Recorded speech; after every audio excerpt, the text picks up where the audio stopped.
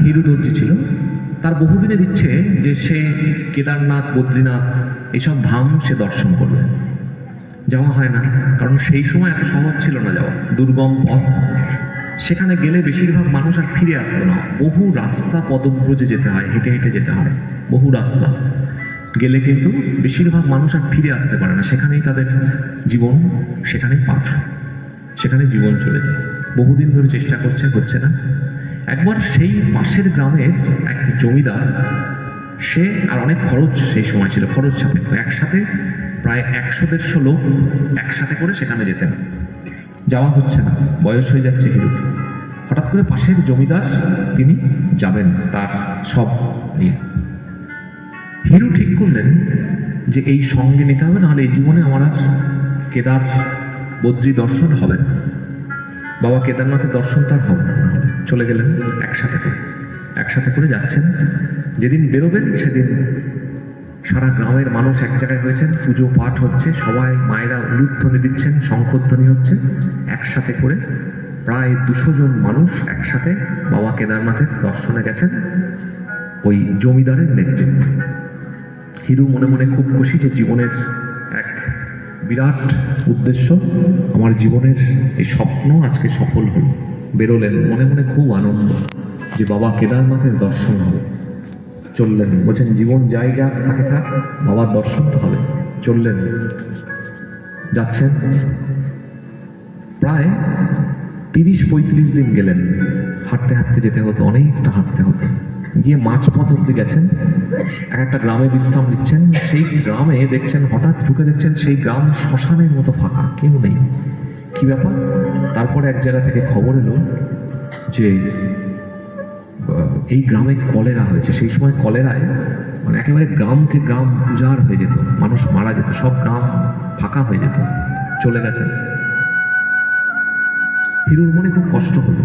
দেখলেন যে এত বড় গ্রাম, একটাও মানুষ নেই, শুধু পচা দুর্গন্ধ বেরোচ্ছে। বেশ কিছু মানুষ মরে গেছে, তাদের সৎকার করার লোকও নেই। জমিদার বললেন যে অবস্থা ভালো নয়, কিন্তু এমন রাত হয়েছে এখান থেকে আমরা বেরোতে পারবো না। কোনো রকমের রাতটুকু কাটিয়ে ভোর হওয়ার আগেই এখান থেকে বেরিয়ে যাবো। হিরুর রাতে ঘুম নেই। হিরু মনে মনে ভাবছেন অনেক কথা। হঠাৎ করে রাত্রিবেলাতে, গভীর রাতে, সবাই একটু নিদ্রা এসছে, তন্দ্রা এসছে, গভীর রাতে দেখছেন হঠাৎ করে একটা বাচ্চার কান্না। কি ব্যাপার? এই গ্রামে বাচ্চার কান্না, কান্নাকে খুঁজতে খুঁজতে, কান্না নিতে নিতে হঠাৎ করে দেখছেন একটা বাচ্চা সেখানে কাঁদছে, পাশে মায়ের মৃতদেহ, বাচ্চাটা কাঁদছে। হিরু আর সরতে পারলেন না। বাচ্চাটা খিদে পেয়েছে, কতদিন খাইনি বুঝতে পারছেন না, মুখ শুকনো, কি করবেন? হিরুর সাথে সাথে সেই বাচ্চাটাকে কোলে তুলে নিলেন, নিয়ে কোনো রকমে থামানোর চেষ্টা করলেন, একটু জল খাওয়ালেন, কিন্তু কিছুতেই বাচ্চাটি কান্না থামছে না, খিদে পেয়েছে। হিরু ছুটতে ছুটতে পাশের গ্রামে গেলেন। ততক্ষণে প্রায় ভোর হব। পাশের গ্রামে গেলেন। পাশের গ্রামে গিয়ে একটু দুধের জোগাড় করলেন, অনেক কষ্টে ভোরবেলায়। ছুটতে ছুটতে এলেন, বাচ্চাটি তখনও কাঁদছে। একটু দুধ দিলেন বাচ্চাটি থামলো, থেমে ঘুমিয়ে পড়ল। বাচ্চাটি সেবা যত্ন করলেন, তাকে বাঁচিয়ে তুললেন, আর যে মৃতদেহটি ছিল তার সৎকার করলেন। কিন্তু এই করতে করতে তার প্রায় 20 দিন অতিক্রান্ত। হিরুর কোনো খেয়ালই নেই, তার নাওয়া খাওয়ারও সময় নেই। হঠাৎ মনে হলো যে এই জীবনে আর কেদার দর্শন হলো না, সব এদিকে মিটে গেল। সেই যে মহিলা ছিলেন তিনি সুস্থ হলেন, মৃতের সৎকার হলো, বাচ্চাটি সুস্থ হচ্ছে, খেলছে, তার কোলে বাচ্চাটিকে দিলেন, অন্য বাড়িতে সে রাখলেন। ততদিনে কিছু কিছু বাড়ি ফিরে এসেছে, কিছু কিছু বাড়ির লোক। কলেরা প্রকোপ অনেকটা কমেছে, অনেকটা স্বাভাবিক হয়েছে। প্রায় 1 মাস সেই গ্রামে কাটালেন। ততদিনে সেই জমিদারের দল পরের দিন ভোরে চলে গেছে, বেরিয়ে কেদার দর্শন করে তারা গ্রামে ফিরে এসেছে। কিন্তু হিরু তখনও আসেনি।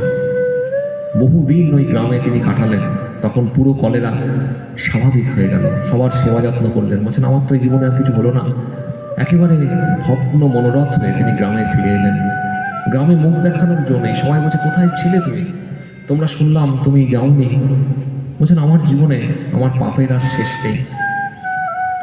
হঠাৎ করে একদিন জমিদারের ডাক, গেলেন। হঠাৎ করে বলছেন যে হিরু কোথায়? তুমি কোথায় চলে গেলে হঠাৎ করে? তখন হিরু মাথা নিচু করে আছে, বলছেন, বাবু আমার পাপের শেষ নেই, আমার তো আর আপনাদের সাথে যাওয়া হলো না, দর্শনও হলো না। তখন জমিদার অবাক, বলছেন, কি বলছো তোমার দর্শন হলো না? আমি যখন কেদারের মন্দিরে গেলাম অত কষ্ট করে, যে গর্ভগৃহে অত দূর থেকে আমি দাঁড়িয়ে আছি, তুমি কিভাবে গর্ভগৃহের মধ্যে প্রবেশ করে গেলে? তোমাকে দেখলাম কেদারনাথকে তুমি ধরে আছো ওইভাবে, আর আমরা প্রায় 20 ফুট দূরে দাঁড়িয়ে আছি, তার তো আমাদের ঢুকতেই দিচ্ছিল না, তুমি ওখানে ঢুকলে কি করে? হিরু অবাক, বলছেন, কি বলছেন? বলছেন, আমি তো যেতেই পারিনি। কিন্তু তার কথা বিশ্বাস করে কি আবার? কোনো অদ্ভুত ব্যাপার। আমরা যখন বদ্রীনাথকে দর্শন করলাম তখন দেখি সেখানেও ওই শৃঙ্গার কক্ষে তুমি রয়েছো। বলছেন, কিভাবে ঢুকে যাচ্ছিলে তুমি? তারপরে কোথাও বোধহয় হয়ে গেলে, কিছু বুঝতে পারলেন না। তখন বুঝলেন যে বাবার কি মহিমা। এই যে সর্বভূত হিতের অন্যের উপকার করলে, অন্যের কিছু ভালো চিন্তা করলে, সামান্যতম ভালো চিন্তা করলে কিন্তু স্বয়ং ভগবান খুশি হন। বলছেন, তে প্রাপ্নুবন্তি মামেও, সে কিন্তু আমাকেই প্রাপ্ত হয়।